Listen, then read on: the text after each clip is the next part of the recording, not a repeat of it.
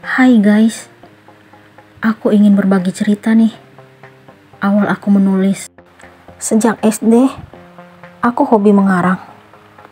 Tapi, aku mulai menulis cerita bersambung waktu SMP. Setelah lulus SMP, aku sepertinya lupa dengan hobiku menulis. Kala itu, aku tidak melanjutkan lagi menulis cerbung yang aku tulis waktu SMP. Karena aku memilih jurusan akuntansi saat SMK.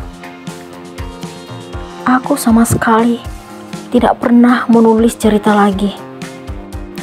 Aku bahkan memilih fokus di bidang akuntansi. Sampai akhirnya setelah lulus, aku tetap memilih jurusan akuntansi.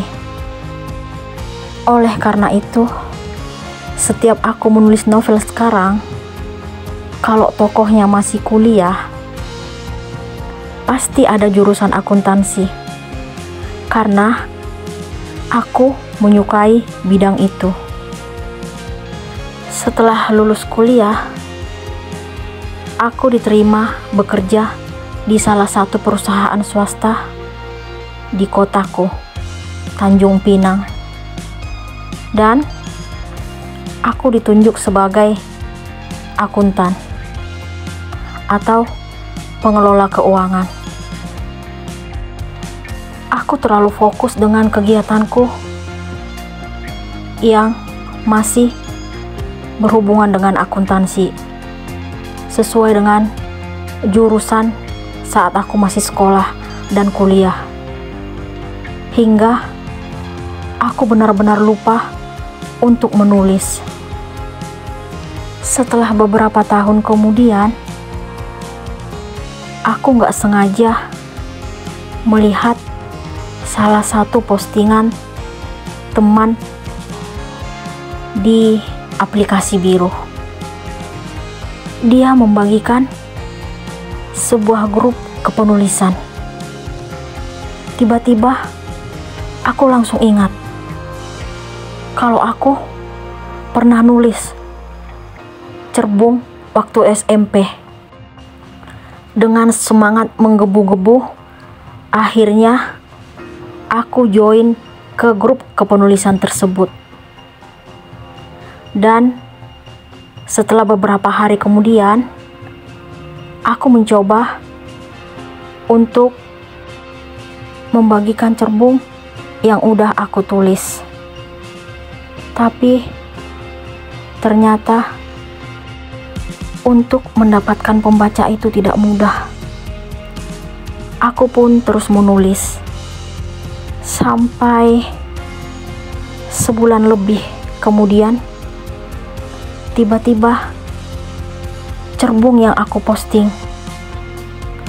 disukai banyak pembaca. Dan cerbung itu menjadi novel pertamaku. Judulnya Dosen Itu Suamiku. Alhamdulillah, novelnya udah aku endingkan di YouTube. Terima kasih untuk pembaca yang bersedia mampir untuk mendengar atau membaca kisah Pak Dosen Eza dan istri sekaligus mahasiswinya, Bunga. Kita kembali ke topik awal. Saat cerbungku naik di grup kepenulisan, tiba-tiba banyak penerbit yang menghubungi aku untuk meminang naskahku. Aku hampir tidak percaya karena salah satu dari penerbit memberikan tawaran kepadaku.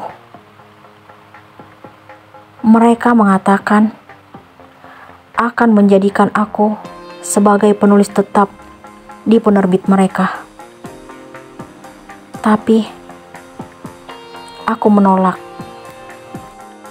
Karena aku ingin karya-karyaku tidak hanya terbit di satu penerbitan, tetapi beberapa.